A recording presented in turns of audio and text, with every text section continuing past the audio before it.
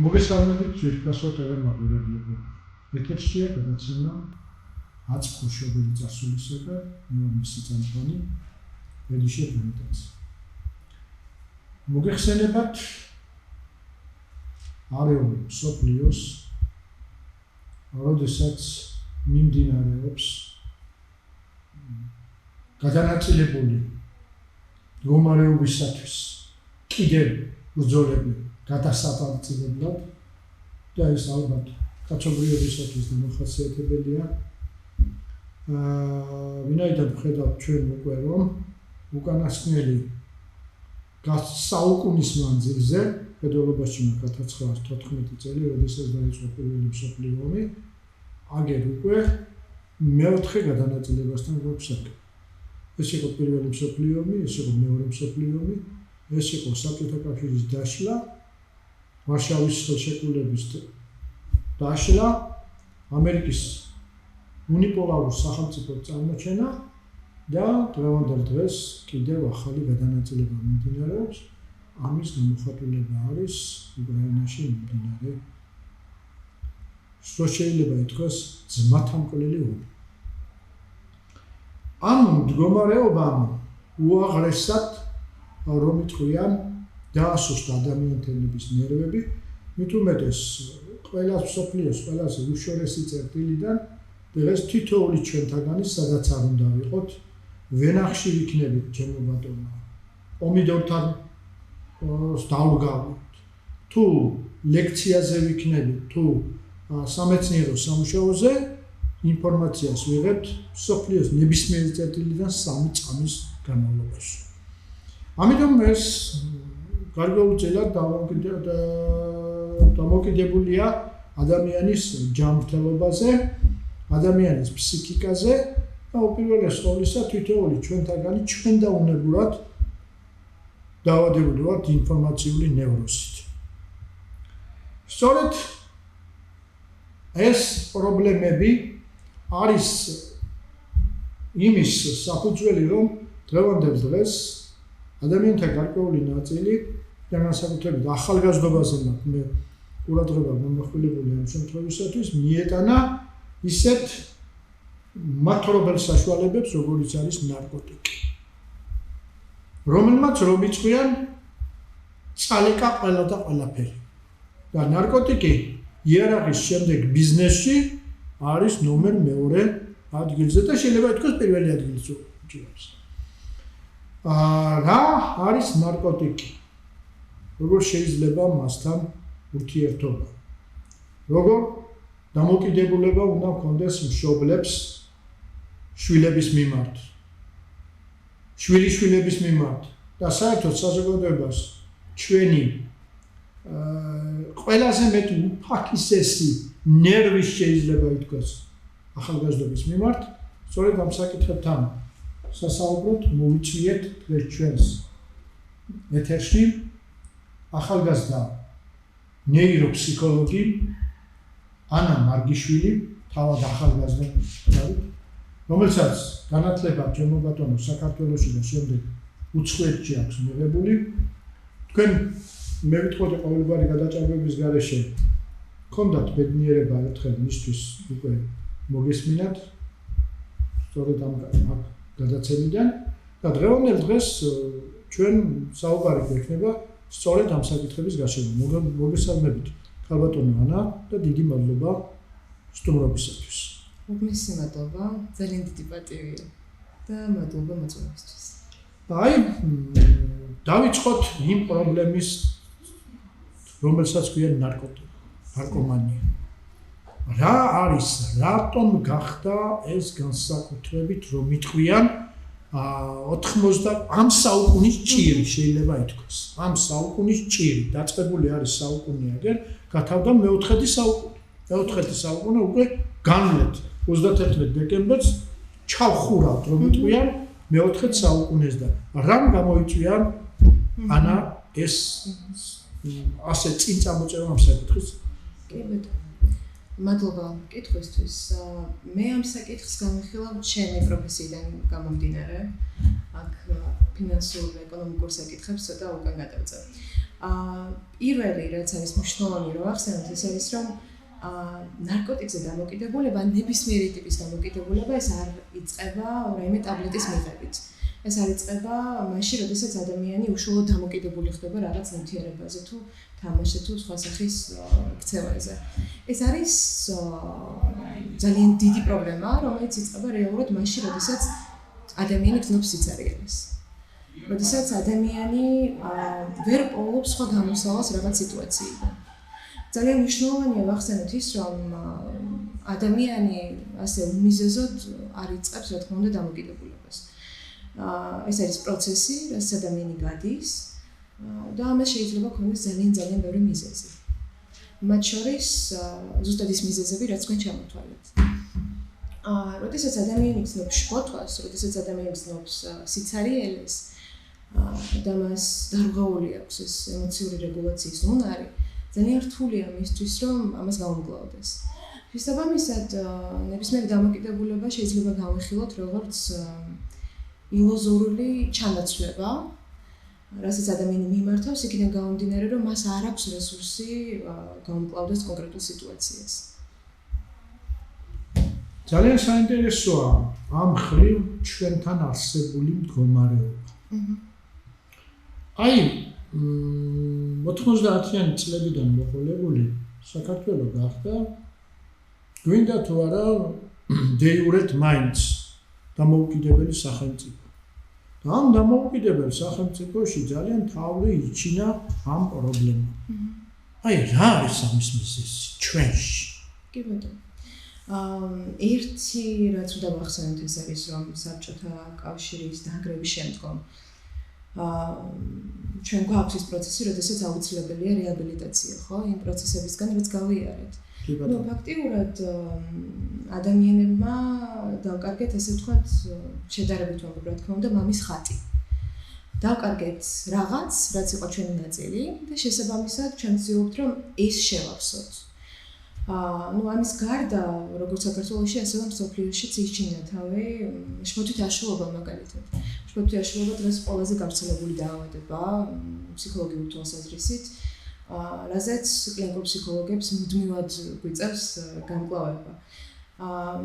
გამოჩნდა სხვა სახის დაავადებებიც, რომლებიც უკვე შესულია მაგალითად ჩვენს წიგნებში, სახელმძღვანელოებში. შესაბამისად, მაგალითად, შფოთვითი აშლილობა როგორც კი ყველაზე გავრცელებულია, ასევე დეპრესია, რომელიც საკმაოდ ისეთი ხელწამოსაკრავი საკითხი არ არის. ეს არის მდგომარეობა, როდესაც ადამიანმა ბევრ ქცევა შეიძლება მიმართოს და სამწუხაროდ შეიძლება ფატალურადაც დასრულდეს. ახლა ასევე ახალი ტალღა ADHD-ს, რასაც ახალგაზრდები უწოდებენ ხოლმე, ეს არის ჰიპერაქტიულობის ესეთი აშლილობა, რასაც ასევე შესაბამისი ფსიქოლოგიური მკურნალობა სჭირდება. ამ ყველაფერთან ერთად ჩვენ რა თქმა უნდა გავიზარდეთ და ვიპოვეთ რაღაც გზებით, როგორ შეიძლება რა მიდგომა შეიძლება ვიპოვოთ, რომ დავეხმაროთ ადამიანებს. თუმცა საქართველოში სამწუხაროდ ძალიან ბევრი სტიგმა ამ საკითხში და ძალიან ბევრი არ მიდის შესაბამის სპეციალისტთან. გონიათ, რომ თვითონ გაუმკლავდებიან მსგავს პრობლემებს და სამწუხაროდ ეს არ არის სიმართლე. ანა, ხომ არ შეიძლება ეს პრობლემები, რომელსაც თქვენ ჩამოთვალეთ ახლა და ბრძანეთ, რომ ეს დაკავშირებული იყოს ეკონომიკურ საკითხებთანაც, აი სოციალურ საკითხებთან და აი როგორ გითხრათ, იცით, ფსიქოლოგები როგორ ხედავთ ამას, ეს კომპლექსურად განიხილავთ თუ ცალკე ამოვარდნია? არა, ჩვენი მიდგომა ითვალისწინებს იმას, რომ ადამიანი განვიხილოთ აბსოლუტურად ყველა ჭრილში. ანუ ჩვენ თუ საუბრობთ მაგალითად რეაბილიტაციის პროცესზე, მკურნალობის პროცესზეც, ჩვენ ადამიანს მხოლოდ ფენომენოლოგიურად არ უყურებთ. ასევე უნდა გავითვალისწინოთ მისი ისტორია, უნდა გავითვალისწინოთ მისი სოციალური როლი, უნდა გავითვალისწინოთ მისი ოჯახი, ეკონომიკური მდგომარეობა, მოკლედ აბსოლუტურად ყველა ასპექტი, რასთან ადამიანს აქვს შეხება, აუცილებლად უნდა იყოს გათვალისწინებული. იმიტომ რომ შემდგომ ამის კომპლექტი ქმნის რეალურად იმ პროდუქტს, რასაც ვიღებთ, იმ შედეგს. და ამ ხრივ შემდეგ თქვენ როდესაც მიმართავთ მკურნალობის ამა თუ იმ მეთოდებს, რა თქმა უნდა, შესაბამისობაში უნდა მოდიოდეს არსებულ რეალობასთან, რა. მის გარშემო რაც ტრიალებს. აი მე ძალიან კარგად მახსოვს ახლა, რომ 70-იანი წლები კარგად მახსოვს, 80-იანი წლები ძალიან კარგად მახსოვს. და განსაკუთრებით 70-იან წლებზე მინდა გითხრათ ნარკოტიკებთან მიმართებაში მინდა გითხრათ, რომ ყველა მიცოდა მაგალითად უბანში ვინ იყო ნარკომანი.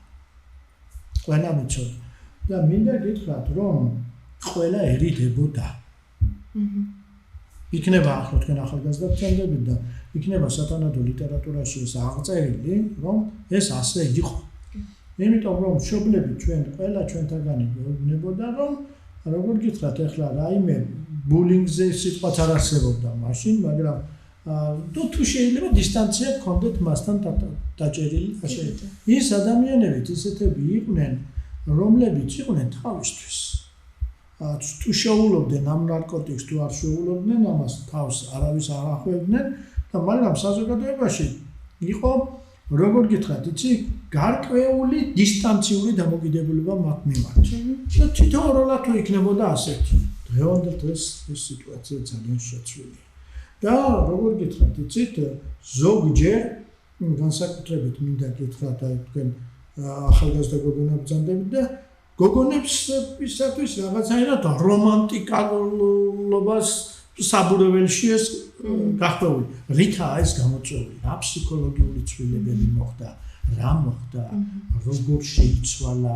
რამ შეცვალა და არა მარტო ჩვენთან ეს არამედ ახლა მე მინდა გითხრათ, რომ თუმცა ეს შემდეგ გავაგრძელებ და შემდეგ ვისაუბრებ ამ საკითხზე. რამ შეცვალა ეს რაში მდგომარეობს ეს საკითხი? პირველი რაც უნდა ვახსენოთ ეს არის, რომ კურნალობის გზების განვითარებასთან ერთად ჩვენ ვხედავთ იმას, რომ ადამიანებს უფრო და უფრო უჭირთ საკუთარ ემოციებთან გამკლავება. ანუ რაც ეს ძალიან ისეთი პარადოქსია შეიძლება ითქვას, რომ რაც უფრო განვითარდით და გამავითარეთ ეს ფსიქოთერაპიის სფერო, მით უფრო მეტაშლობას ვხედავთ, მით უფრო მეტ დაავადებასთან გვიწევს შეჭიდება. ჩემი აზრით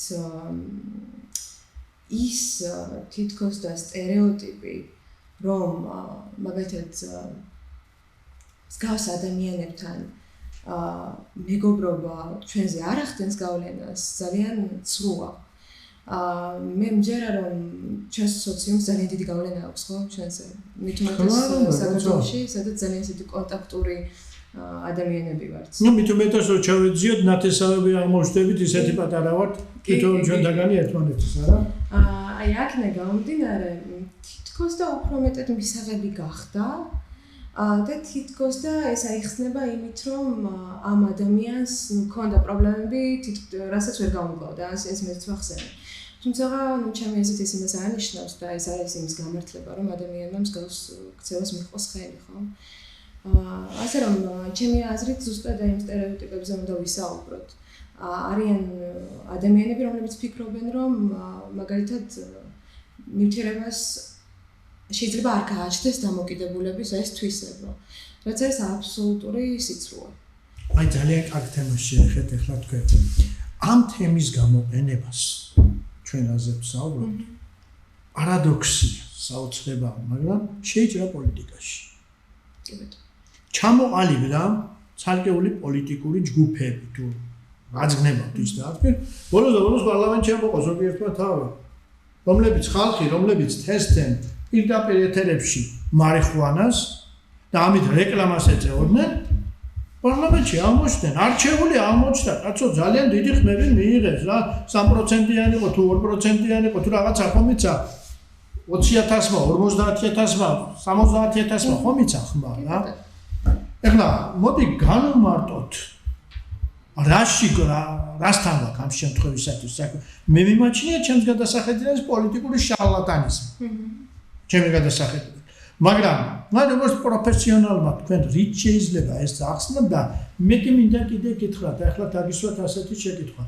არის გავრცელებული აზრი, რომ მარიხუანა ეს არის ბალახი თუ მცენარე თუ რაღაცა, ეს არის აბსოლუტურად უნებელი ადამიანისათვის და ვის რას კითხავს, რომ ვინ ესე ბალახს მე მოვწერის შევახვევ, მოვწევ თუ ასე შემდეგ და ეს არ მოქმედებს. რას მეტყვით ამის შესახებ? ამასთან დაკავშირებით, ხო ეს ისეთი საკითხია, რასაც ბევრჯერ შევხვდი ვარ. და ძალიან ბევრი ადამიანი, ვინც შემხედრია, მით უმეტეს ახალგაზრდა, ვისაც გონია, რომ ეს გავლენას არ ახდენს ჩვენზე. ესეც ძალიან დიდი პრობლემაა ჩემი აზრით, ასევე რაც უწყობს იმას ხელს, რომ უფრო და უფრო მეტი ახალგაზრდა ხდება ნივთიერებაზე დამოკიდებული. სიმართლე არის ის, რომ ნებისმიერი რასაც ვიღებთ, თუნდაც საღაჭი რეზინი რომ ავიღოთ, ისიც ხო გავლენას ახდენს ჩვენს პერისტალტიკაზე მაგალითად, ხო? ნებისმიერი რაღაც გავლენას ახდენს ჩვენს ორგანიზმზე. მით უმეტეს ბალახეული, ამ შემთხვევაში მარიხუანა პირდაპირ რეზონირებას ახდენს ჩვენს ნეირონებზე. ეს არის აღარ ჩავხმოვდები რა თქმა უნდა ამ სიტყვას, თუმცა დოფამინი, ნორადრენალინი, სეროტონინი, ეს არის ძალიან მნიშვნელოვანი ჩვენი ორგანიზმისთვის. შესაბამისად, მაშინ, როდესაც გრძელვადიანად ხდება ამის გამოყენებაში, რა თქმა უნდა, მოკლევადიან გამოყენებასაც აქვს თავისი შედეგები. თუმცა გრძელვადიანი გამოყენების შემთხვევაში ჩვენ გვაქვს საქმე დამოკიდებულებასთან.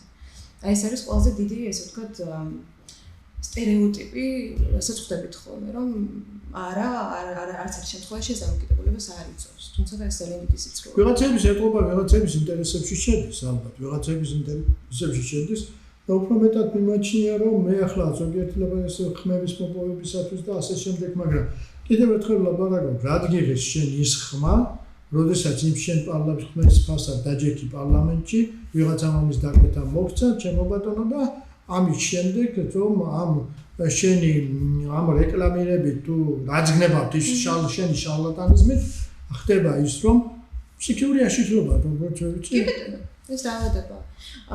აქ კიდევ მეორე საკითხია, რომ მე უკვე ვახსენე, ეს არის ჩანაცვლება, ხო? რატომ ჭირდება ადამიანს ის, რომ რაღაც ნივთიერებაზე იყოს დამოკიდებული, ან ნებისმიერ რაღაცაზე იყოს დამოკიდებული. ფაქტია, რომ ეს ადამიანს რაღაცას აძლევს, ხო? თუმცა რაციონალურად რომ ვიფიქროთ, აბსოლუტურად შესაძლებელია ამის ჩანაცვლება რაღაც უფრო ჯანსაღი. რატომ არის იმის აუცილებლობა, რომ ადამიანები აუცილებლად რაღაც მავნე ჩვევებს მისდევდნენ. თუმცა, რა თქმა უნდა, ეს არ არის იმის წინაპირობა, რომ ჩვენ ქვეყანაში და ზოგადად სოფლიოში გქონდეს ამაზე სტიგმა.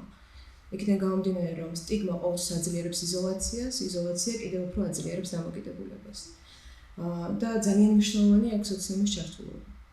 ოჯახის წევრები, ჩვენ როდესაც მუშაობთ ნებისმიერ დამოკიდებულებასთან, ასევე მუშაობთ ოჯახის წევრებთან. იმიტომ რომ ეს არიან ის ადამიანები, რომლებიც ყველაზე მეტ დროს ატარებენ პაციენტთან და შესაბამისად მათი მხარდაჭერა ძალიან მნიშვნელოვანია. სკოლის როლზე რაც მეტყვით და საერთოდ უმაღლეს სასწავლებლების როლზე რაც მეტყვით, აი რამენაირად რომ დაპირისპირება მოხდეს. მოხდეს პროპაგანდირება ცხოვრების ჯანსაღით, წესით, სპორტით, ჩემო ბატონო, სხვადასხვა საშუალებებით, იმიტომ რომ ბოლოს ნახეთ ახლა რომ ბოლო ხანებში ჩვენმა ხელისუფლებამ რომ ეთქვიან ჯვაროსნული ომი გამოუცხადა ამ ნარკოტიკებთან მიმდინარეობს ნარკოტიკებთან ყოველდღიური ბრძოლა. მე არ მეგონა ასე პატარა ქვეყანაში ამდენი კილოგრამობით და ამდენი თითქმის ტონობით ჩამოდის ტონობით. თუმცა ახლა რო შემოდის ის გასაღებაცაა. კი მესმის გადის სატრანზიტი და რა ხდება ეს ძალიან ძნელი დასადგენია და ყველა სახელმწიფოს უჭირთ ამასთან ბრძოლა, მაგრამ თქვენ როგორ ფიქრობთ ახლა როგორც ამ საქმეში ჩახედული ფსიქოლოგი როგორ უნდა იმუშაოს სკოლამ შესაბამისმა ახალგაზრდულმა დაწესებულებამ და ასე შემდეგ და ასე შემდეგ. ჩემი აზრით ფსიქოლოგია არის ის სფერო, რაც ეხება აბსოლუტურად ყველა სხვა სფეროს. ამ სფეროში მოქცეულია როგორც საბუნებისმეტყველო, ასევე ჰუმანიტარული ნაწილიც და შესაბამისად როდესაც სკოლაზე ვსაუბრობ და უნივერსიტეტზე, ჩემი აზრით ძალიან დიდი მხარდამჭერი ვარ იმაზეც, რომ ფსიქოლოგიის საგანი ისწავლებოდეს სკოლაშიც. მე მაგალითად მახსოვს ის, რომ ბიოლოგიას სწავლობდით თუმცა ეს საკითხი, რაზეც ჩვენ ვსაუბრობთ, ეს ბიოლოგიას ეხება, ხო? პირდაპირ პროპორციულად ეს არის ბიოლოგიური ქიმიური პროცესები, რაც მიდის ჩვენს ორგანიზმში და შესაბამისად წესით ასეთ საკითხებს უნდა ეხებოდნენ. თუმცა სამწუხაროდ ეს ასე არ არის. და ჩემი აზრით ეს არა მხოლოდ ფსიქოლოგიის სტუდენტებს, არამედ ყველას უნდა ესმოდეს. აქედან გამომდინარე ძალიან დიდი ინიციატივა მექნებოდა, რომ როგორც სკოლაში, ასე უნივერსიტეტშიც დაინერგოს. შეიძლება ფსიქოლოგია არ იყოს, მაგალითად, საგანს ისე არ ერქოს, თუმცა დაინერგოს ის საგანი, სადაც ასწავლიან სტუდენტებს, როგორ უნდა იცხოვრონ ჯანსაღი ცხოვრებით. შეეხება ეს კვებას, დამოკიდებულებას, ვარჯიშს თუ ასე შემდგომ. და მე ვიტყოდი კიდევ მეც ახლა არ ვიცი, რამდენად მართალი ვიქნები, მაგრამ ერთი მართალი რო ვიქნები, ამას თქვა არ უნდა, მაგალითად რაზე? საზოგადოებრივი არხი რო გვაქვს ჩვენ და რომელშიც თვითონ ჩვენთანანი ფულს ვექდით, მე ვიტყოდი ისეთი მდგომარეობა გვაქვს ჩვენ დღეს, რომ ყოველ კვირაში ერთხელ გადაცემა, 1 საათიანი გადაცემა უნდა იქნეს მიწვეული, უნდა უჩვენონ შესაბამისი ფილმები, გადაღებული ამის მავნებლობაზე, ასე შემდეგ და ასე შემდეგ. ეს უნდა იყოს კვირაში ერთხელ და ეხლა თუ სახელმწიფო ისი სახელმწიფოა და რატომ ყავს ჩვენ არჩეული ის დეპუტატები, რომლებმაც როდესაც საჭირო არის კანონის უნდა შეცვალონ და ახალი კანონი მიიღონ. აი ის კერძო ტელევიზიები უნდა დავალდებულებული იქნენ, რომ ასევე გარკვეული დრო გამოყოფილი იქნას ამ ანტინარკოტიკულ პროპაგანდაზე. ყოველ შემთხვევაში, იმიტომ რომ ეხლა ვერც ცალკეული ექიმი, ვერც ცალკეული სპეციალისტი, თქვენი სანასპეციალისტი, ვერც ცალკეული მასწავლებელი და ასე შემდეგ ამას ამ პრობლემას ვერ მოხსნას. ვერ უშვებს. მე სრულიად მოხსნაზე შორს ვარ ამაზე საგან, მაგრამ ვერ შეამცირებს ამ პროცესებს, ამას შეამცირებს საზოგადოების ერთობლივი ძალის ხმევა. როდესაც რომ გონია იმის შვილია ესე და შენი არ იქნება. არავინ არ არის ეს დღევანდელ დღეს ამისაგან დაზვეული, ვინაიდან ეს უზარმაზარი როგითქვია ურჩხული თვითონ ჩვენთანაც გვიტებს. ეს არის ალბათ ერთ-ერთი ყველაზე რთული დაავადება, რასაც ვერ ვძვით ხოლმე. ძალიან რთულია მსგავს პაციენტებთან მუშაობა, იმიტომ რომ კომპლექსური მიდგომაა საჭირო, მაგრამ ამავდროულად მინდა ერთი რაღაც ვახსენო, რაზეც ძირითადად მშობლები ამახვილებენ ხოლმე ყურადღებას. კითხვა არის ხოლმე შემდეგი, მაგალითად ის თუ არის ნივთიერებაზე დამოკიდებული და თუ აქვს პრობლემა, მეც მაქვს პრობლემა და მე რატო არ მაქვს იგივე დამოკიდებულება, ხო? აქ ძალიან მარტივი პასუხია, რომ ყველას გვაქვს სუბიექტური გამკვლევების გზები.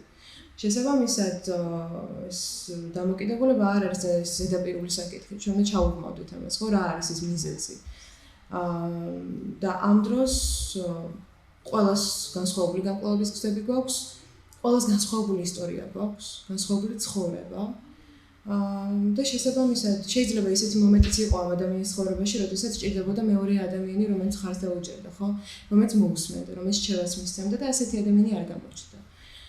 შესაბამისად, ჩვენ ბრალეულობაზე არ უნდა ვისაუბროთ, ჩემი აზრით, ჩვენ უნდა ვისაუბროთ პასუხისმგებლობის აღებაზე.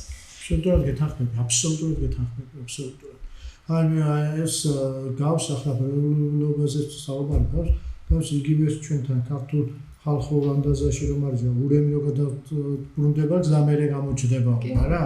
აი ზუსტად ანალოგიური ჩვენ თვითონ პასუხისმგებლობაზე და ამ პასუხისმგებლობაზე ყველა თანაბრად უნდა აგებდეს. თუ ხედავთ ახლა თქვენ რა თქმა უნდა სპეციალისტები, ნეიროფსიქოლოგები, ფსიქოლოგები, კლინიკური ფსიქოლოგები და ასე შემდეგ და როგორ ხედავთ ახლა თქვენ რელიგიის როლს ამ პროცესში? რაც შეუძლია რელიგიამ მისცეს ადამიანებს. განსაკუთრებით კიდევ ერთხელ ვლაპარაკობ ახლა მე არ მაქვს საუბარი 60-ზე ზემოთ ადამიანებზე. მათთვის ახლა მასზე თუ ვინმე ნარკომანისკებსა მიტანებული და ასე შემდეგ მე ფიქრობ ზედმეტია მათთან ლაპარაკმა. მე ვლაპარაკობ ძირითადად ახალგაზრდობაზე, რა როლია? თუმცა იმასაც ვახსენებ, ესეც პარადოქსია. ძალიან ხშირად ადამიანები, რომლებიც დამოკიდებულები არიან ნივთიერებებზე, ხშირად დადიან ხოლმე მონასტერშიც.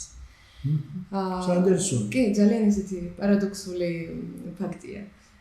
თუმცა მე ვხვდები, რომ ეს რაღაც ისეთი დაცვით მექანიზმად შეიძლება ჩავთვალოთ, რომ თუმცა ამავდროულად პასუხისმგებლობას ისინი არ იღებენ. საინტერესოა, ძალიან საინტერესოა. რაც შეეხება რელიგიის როლს, ისეთი პროფესია, სადაც უნდა გაითვალისწინოს ნებისმიერი დეტალი, ხო, ეს უკვე ვახსენე. შესაბამისად, ძალიან დიდი მნიშვნელობა აქვს იმასაც ადამიანი რა რელიგიის წარმომადგენელია. ამ პროფესიის შესწავლას სჭირდება ძალიან ბევრი წელი. ესეთი ჩამოყალიბებული პროფესიონალი რომ დადგე, საშუალო 12 წელი მაინც არის საჭირო. ამ წლების მანძილზე ჩვენ ვსწავლობთ კულტურას, კულტურის თავისებურებებს, რელიგიას, ჩვენ ვსწავლობთ მითოლოგიას, იქიდან გამომდინარე, რომ ეს სფერო თითქმის ყველაფერს ეხება. რელიგიას რეალურად აქვს იმის შესაძლებლობა აბსოლუტური, რომ ადამიანი გადაარჩინოს კიდეც. დაიხსნა სამუდედურებისაგან. კი ბატონო, ეს არის რწმენა, რწმენა ყველაზე მნიშვნელოვანია, რაც შეიძლება ადამიანს გააჩნდეს. რწმენა ეს არის რაციონალური, ეს არის რწმენა, ემოციებთან უფრო ახლოა, ჩემი აზრით. და ემოციები არის ყველაზე წმინდა, რაც კი გაგვაჩნია. შესაბამისად, მქონია ისეთ პაციენტებთან შეხებაც, რომლებსაც ჰქონდათ ძალიან ძლიერი რწმენა და მინდა ვთქვა, რომ ძალიან დიდი რესურსია ადამიანისთვის და ჩემთვისაც, როდესაც ადამიანთან მუშაობ. თუმცა კიდევ მეორე საკითხია, როდესაც ადამიანი ფანატიზმში გადადის და მაგალითად მიყვება რელიგიას, რომელიც უკვე ქრისტიანობას აღარ ჰგავს. ეს უკვე თავისი შექმნილი რაღაც სისტემაა, ხო? ფანატიზმია. კი ბატონო. აქაც ძალიან მნიშვნელოვანია რაღაც შუადის. სულიად თქვენთან ადამიანები ჩარევა აქ ასაჭირო აუცილებლად. იმიტომ რომ სულ გენიოსი იყო, სულკუთხედული ილია, რომელიც ლაბარაკობდა არც უწიგნობა ვარ და არც მარტო წიგნებიდან გამოხედვა. ეს შუალედი აუცილებლად. და ასე შემდეგ. მენტალურ ჯანმრთელობის საკითხებზე ჩემო ბატონო, რას გეტყოდით, რა არის, როგორ არის ეს დღევანდელ საზოგადოებაში? რა პრიორიტეტებს გამოყოფთ ჩემო ბატონო და რა პრობლემურ საკითხებთან გვაქვს ამ შემთხვევისათვის საქმე? გადავალ მაშინ ისევ დამოკიდებულების საკითხიდან, დამოკიდებულებას ერთ-ერთი ყველაზე დიდი პრობლემა რაც აქვს, ეს არის კომორბიდობა. კომორბიდობა ეს არის ცნება, როდესაც ჩვენ ვსაუბრობთ, როგორ უკავშირდება ერთი დაავადება მეორე დაავადებას. თუ მაგალითად გვაქვს რაიმე მდგომარეობა, რომელსაც კურნალობა არ დასცალდა, ძალიან დიდი შანსია, ფაქტიურად 100%-ია იმის განპირობებულობა, რომ ეს გამოიწვევს სხვა აშლილობას. გამწვავდება მდგომარეობა მარტივად რომ ვთქვათ. დამოკიდებულების საკითხთან დაკავშირებით, მაგალითად ნარკოტიკებზე დამოკიდებულებას აქვს ძალიან მაღალი კომორბიდობა. ამის დაგეს მინდა და აგეხსნა. კი ბატონო, ასეთ ადამიანებს ძალიან ხშირად აქვთ დეპრესია. სუიციდისკენ მიდრეკილებაც, ამას ყოველდღე სამწუხაროდ ყოველდღე ვისმენთ ხოლმე, ხო? აქვს ხოლმე ძალიან დიდი კომორბიდობა შფოთვით აშლილობებთან, ბიპოლარულ აშლილობასთან და ასე შემდგომ. ეს არის კიდევ გვამატება საქმე, ასე ვთქვათ, დამოკიდებულებასთან ერთად ამაზეც უნდა გავამახვილოთ ყურადღება. როგორ ფიქრობთ, ეს პრობლემები ერთმანეთთან ურთიერთკავშირშია? რა თქმა უნდა, პირდაპირ პროპორციული. რა თქმა უნდა. და გაგცემთ პასუხს ასევე გამოწვევებზე. ყველაზე დიდი პრობლემა ალბათ ეს არის სისტემის გამომართლება საქართველოში. ჩემს მახსენდება ალბათ 1-2 კლინიკა, სადაც არის ეს რაღაც ინტერდისციპლინარული მიდგომა, სადაც ყავთ როგორც ფსიქოლოგები, ასევე ფსიქიატრები, ასევე ნევროლოგები, რომ დაეხმარნონ პაციენტებს. თუმცა რა თქმა უნდა ეს უფასო სიამოვნება არ არის. მაგრამ ჩვენ როდესაც საუბრობთ ადამიანზე, რომელსაც დამოკიდებულება აქვს, ძალიან ხშირად საუბრობთ ადამიანზე, რომელსაც არ აქვს კარგი ფინანსური მდგომარეობა. შესაბამისად, ასეთ ადამიანებს არ იციან რა გააკეთონ. არ იციან რაშია გამოსავალი. და ჩემი აზრით, ცნობადობის გაზრდა ამ საკითხთან დაკავშირებით გამოიწვევს იმასაც, რომ ჩვენ გვექნება უფრო მეტი წვდომა ისეთ სერვისებზე, რომლებიც აეხმარებიან ადამიანებს, რომ რაღაცნაირად თავი იგრძნონ უკეთესად. საბოლოოდ კი განიკურნონ. ერთი სიტყვით ეს პრობლემათა მთელი წყება, რომელშიც საზოგადოება, როგორც მივხვდი მე და თქვენ საუბრობთ ამის შესახებ, რომ აუცილებლად უნდა იყოს ჩართული. და ამის თავი და თავი საიდან ამოდის ახლა ისევ სოცგარემოდან? კი ბატონო, ისევ სოციალური გარემოდან. მე ვფიქრობ იმას, რომ ძალიან მნიშვნელოვანია დავინახოთ ის, რომ ნებისმიერი პრობლემა, ამ შემთხვევაში ფსიქოლოგიური პრობლემებზე ვსაუბრობ, მათ შორის დამოკიდებულებაზეც, ეს არ არის მხოლოდ ექიმის პრეროგატივა, ინტერესი. ეს არის ფსიქოლოგიური დაავადება, რასაც სჭირდება შესაბამისი სპეციალისტი. იმიტომ რომ ძალიან ხშირად მე მესმის ხოლმე, რომ მაგალითად მიდიან ნევროლოგთან. ან როდესაც გვაქვს ნათელი მკაფიო სურათი, რომ ადამიანს აქვს ფსიქოლოგიური დარღვევა, თუნდაც ფსიქიატრიული, მიდიან ნევროპათოლოგთან. ამ დროს ნევროპათოლოგი არაფერ შუაში არ არის. მე მგონია, რომ ძალიან ხშირად ეშლებათ ხოლმე ნევროზი და ნევროპათოლოგი. თუმცა აქ არანაირი მსგავსება არ არის. და ჩემი აზრით ადამიანებს რო ქონდეთ მეტი ინფორმაცია თუ როდის არის მაგალითად ჩემი პროფესია საჭირო, უფრო ხშირად მიმართავდნენ. იმიტომ რომ სამწუხაროდ ამას არ ასწავლიან არც სკოლაში, არც ოჯახში, არც უნივერსიტეტში. როგორ ფიქრობთ, ქალბატონო ანა, ეს ტექნოკრატიული საუკუნის გამოწვეული პრობლემა ხომ არ არის? ტექნიკის გამოწვეული პრობლემა. მე თავიდან თქვით, რომ ინფორმაციული ნევროზი ხო არსებობს ესეთი ინფორმაციული ნევროზი გვაქვს და ამ ტექნოკრატიით ხომ არ არის გამოწვეული და მოიხსენებათ კიდე მერთმა არსებობს სამყარო და თუ იარსება და განვითარდა კიდე უფრო მეტად იქნება ტექნიკა განვითარებული. როგორ ფიქრობთ, ტექნიკას აქვს ამ დაავადებების უფრო მომძლავრებაში თავისი წვლილი შეტანილი? რა თქმა უნდა, აქ არის რეალურად ორი მხარე. ერთი მხარეა მაგალითად იმ ადამიანებზე მაქვს საუბარი, რომლებიც ჯანსაღად იყენებენ ტექნიკას. ძალიან ბევრი ადამიანია, რომლებიც მაგალითად ტექნიკის გამოყენების შემდგომ მიიღეს ინფორმაცია და ნახეს, რომ ეს პროფესია ამას ეხება და შესაბამისად გადაწყვეტილება მიიღეს, რომ მოსულიყვნენ. ამავდროულად არიან მეორე ტიპის ადამიანები, რომლებიც მარტივად ექცევიან არაჭეშმარიტი დებულებების გავლენის ქვეშ. შესაბამისად, რა თქმა უნდა, ეს ადამიანის პასუხისმგებლობაა, ხო? იმას თუ როგორ გამოვიყენებთ ამ ტექნიკას, ეს აბსოლუტურად ჩვენი ინტერესი უნდა იყოს. და მოვიდროს ინფორმაცია უნდა გქონდეს იმის შესახებ, რა აქვს ამ ტექნიკას დადებითი და რა აქვს ვარყოფითი. ყველაფერი, წამალი გამოგონებული, რომ არის წამალი, ესე უნდა უმკურნალოს ადამიანს, მაგრამ ინსტრუქციაში თუ ჩავხედავთ, იქვე წერია მისი უკუჩვენებები, ხო? იმიტომ რომ გენიალურმა ნიუტონმა აღმოაჩინა, თუმცა სადაც სანამ როდესაც ადამიანი გაჩნდა ამ მოდის, მას შემდეგ არის რაც არის დაწოლა, იმდენი არის უკუდაწოლა, 1 უდრის -6, ხო? თითოეულ ჩვენთაგანშიც ასია, ხო, რაც არის სიკეთე, იმდენია ვარყოფითი და ამიტომ არის, რომ ბოროტსას ლია კეთილმან არსება მისი ძელია და სანამ იქნება ალბათ სიკეთესა და ბოროტება ადამიანი, როგორც ასეთი არსებობს სამსახურში, უდამ იქნება ბრძოლა სიკეთესა და ბოროტებას შორის. თუნდაც ყოველად განვითარება ესე ვერ იქნება ეს კატეგორია, ფილოსოფიური კატეგორია, რომელიც სულ მუდამ არსებობს და მომავალშიც იქნება. ეხლა მინდა ერთი განსაკუთრებული შეკითხვა გაგისვა მის შესახებ. პატარა ყუთი, რომელიც თუ ნივთი, რომელიც თითოეულ ჩვენთაგანს ჯიბეში გვიდებს, რომლის გარეშეც ახლა თანამედროვე ადამიანს წარმოუდგენლად მიაჩნია არსებობა და რომელსაც ქვია ეგრეთ წოდებული მობილური ტელეფონი. ეხლა ვიცით, რომ ეს არ არის, როგორ გითხრათ, ფუფუნების ნივთი, ეს არის აუცილებლობა ამის გარეშე და ის კომპიუტერი, რომელიც თითოეული ჩვენთაგანის ოჯახებშია, ზოგს პატარა კომპიუტერები აქვს, ზოგს დიდი თუ ასე შემდეგ და კომპიუტერია თავისთავად ესე აუცილებლობას წარმოადგენს, მაგრამ რა მინდა გითხრათ ახლა, დაგისვათ ასეთ შეკითხვა.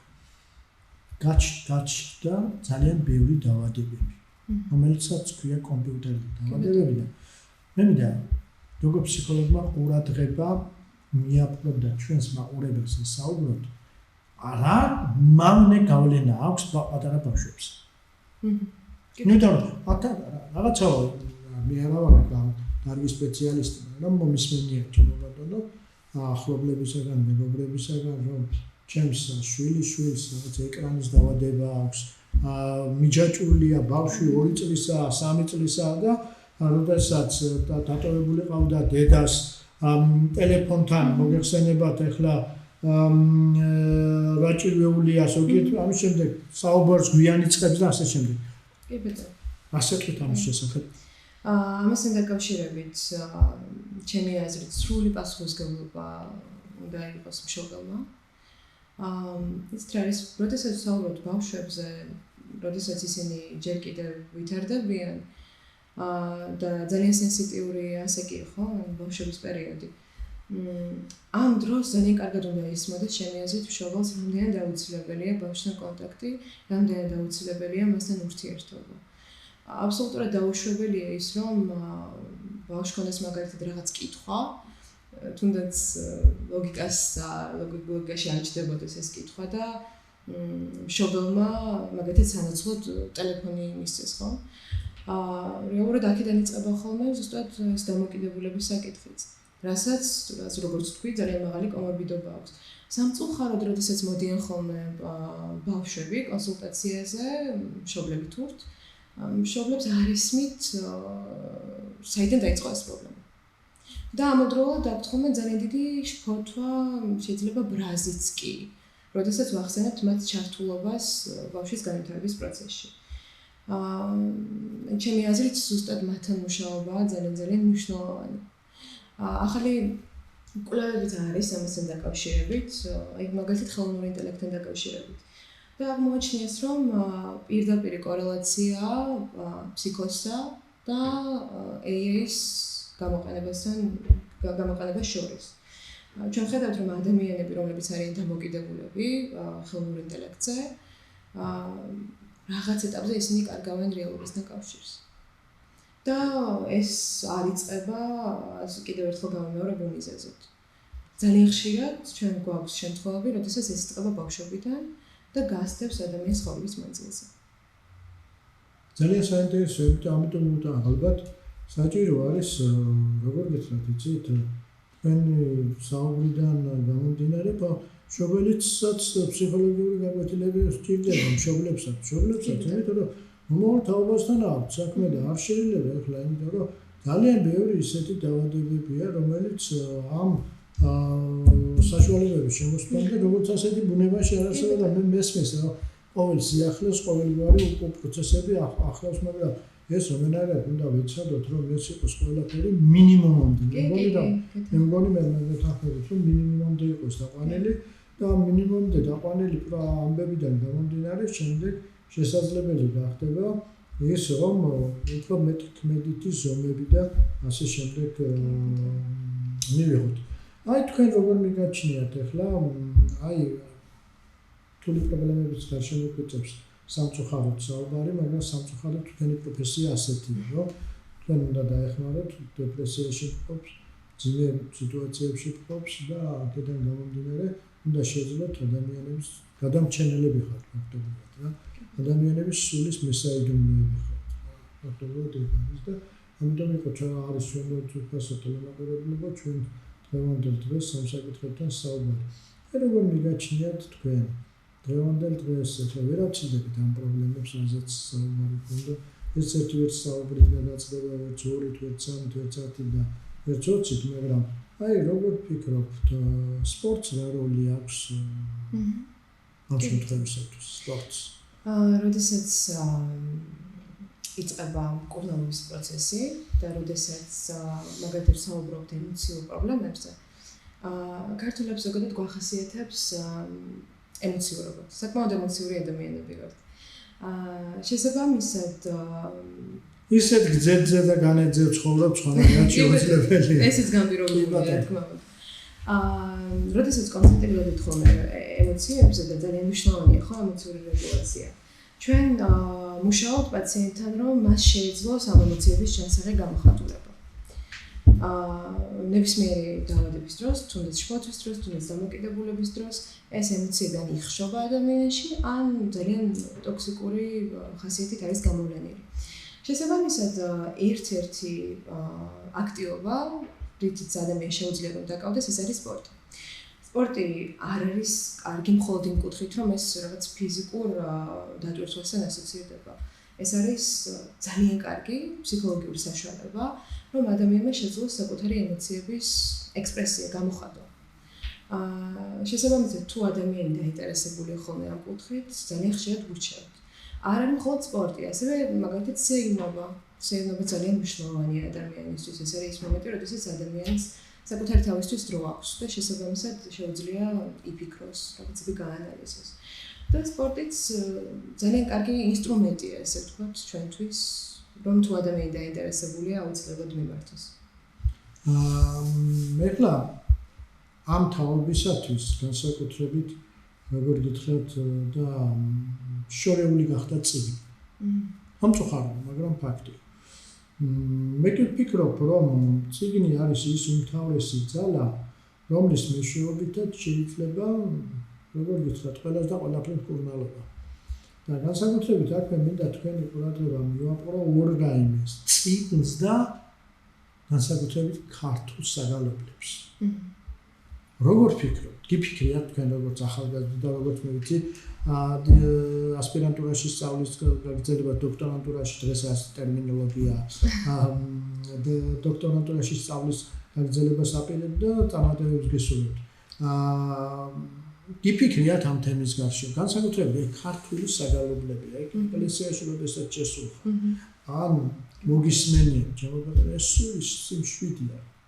აი ნახეთ ჩვენ წინაპრებს რაღაც ეთყობა კიდევ ერთხელ მეორე გამი სპეციალისტი მე არა ვარ, მაგრამ რაღაც გენეტიკაშია ჩვენს ქართულ გენეტიკაშია, რომ აი მაგალითად როდესაც მოусმენ იგივე ქართულ სიმღერებს გამშვიდებს და სრულიად შეიძლება ითქვას ამ რეალობიდან იმ ირეალურ სამყაროში გადაყავთ.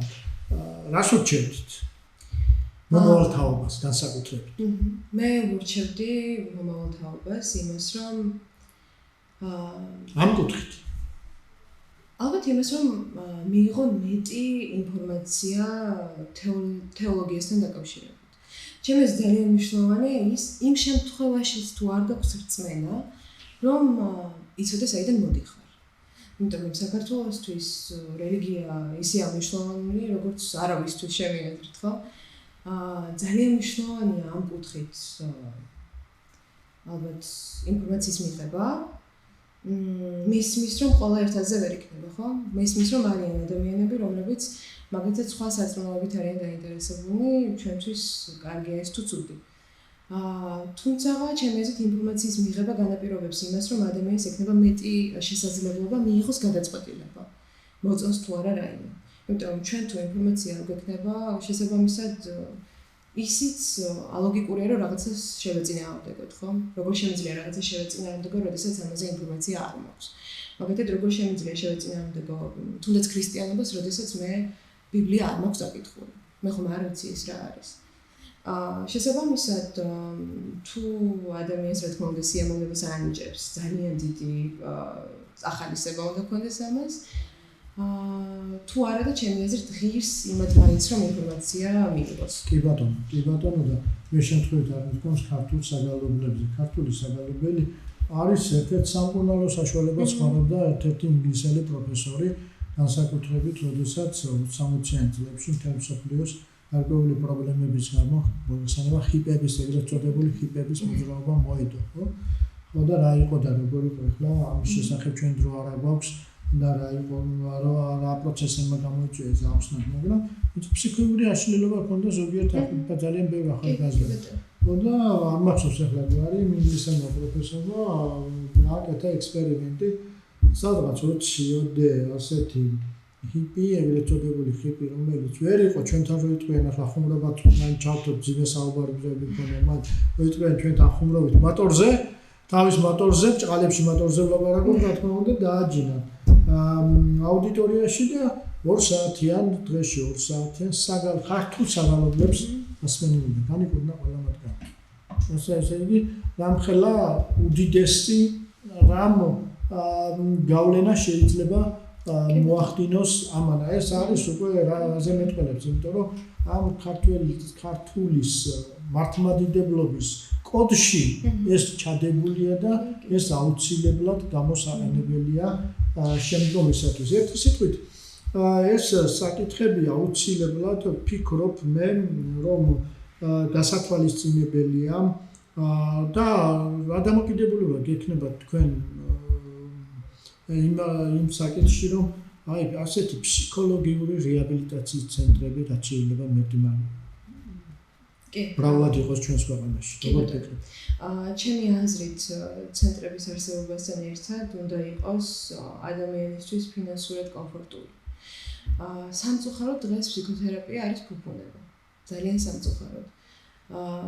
შესაბამისად, შეიძლება ადამიანი მოვიდეს ერთ სეანსზე მხოლოდ იმიტომ, რომ უბრალოდ აინტერესებს რა სჭირს და შემდგომ უკვე ვეღარ გააგრძელოს ეს პროცესი.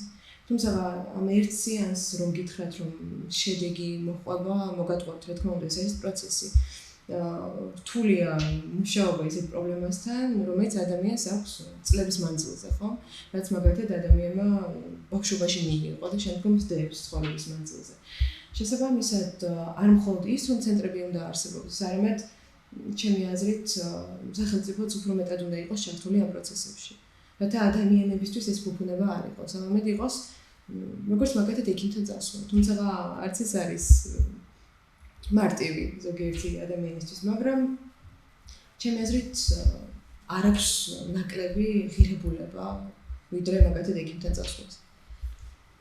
ერთი სიტყვით, ჩემო ძვირფასო ტელემოყურებლებო, ჩვენი საუბარი დასასრულს მივახლოვდა და ხაზგასმით მინდა ერთი რამ აღნიშნოს. შემთხვევით არ მომიწევია მე დღეს ქალბატონი ანა ჩვენთან სტუდიაში, იმიტომ რომ ხედავ ჩვენ რა დიდი ფსიქოლოგიური პრობლემებია დღევანდელ დღეს ჩვენ საზოგადოებაში.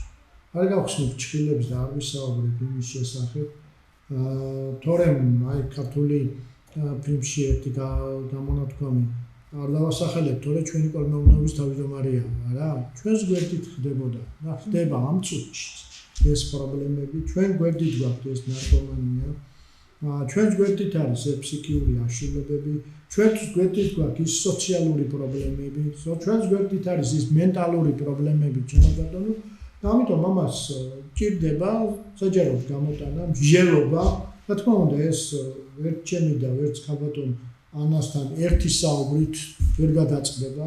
ამას ჭირდება სახელმწიფოებრივი მიდგომა და განსაკუთრებით მე ყურადღება კიდევ და კიდევ ერთხელ ვიმეორებ, რომ ახალგაზრდა ვიყო, ახლა თაკულთან თავზე ლაპარაკობ, არა, ჩემო ძვირფასო მეგობრებო, იგი წავა და სხვა მოვა თურქასა საბაღნაროსა, აქაა საქართველოში ეს შექმნილი დაწერილი და ამიტომ ჩემო ძვირფასო მეგობრებო, ეს საკითხები აუცილებლად სახელმწიფოებრივ რანგში ასაყვანი. ამავე დროს სახელმწიფოებრივ რანგში ვერავა ერთ შემთხვევისათვის ჩვენ საკუთარი თითოეული ჩვენთაგანის ცნობიერებაში არ იქნება შეჭრილი და ცნობიერებიდან შემდეგ გადახარშული და შესაბამისად ამ პრობლემებისათვის ისეთი მიდგომა, რომელიც გვეკადრება თითოეულ ჩვენთაგანს. მადლობას მოახსენებ ქალბატონ ანას დღევანდელ დღეს ჩვენთან მობრძანებისათვის, ასეთი საინტერესო საუბრისათვის. ეთერში იყო ჩემი საავტორო გადაცემა აწყვე შობელი წარსულისაგან. მე ვარ ედიჩე გუნედაძე, ჩვენი გადაცემა ეთერში გავა დადის ყოველ ორშაბათს საღამოს 22 საათზე. მადლობთ ყურადღებისათვის, მომავალ შეხვედრაზე.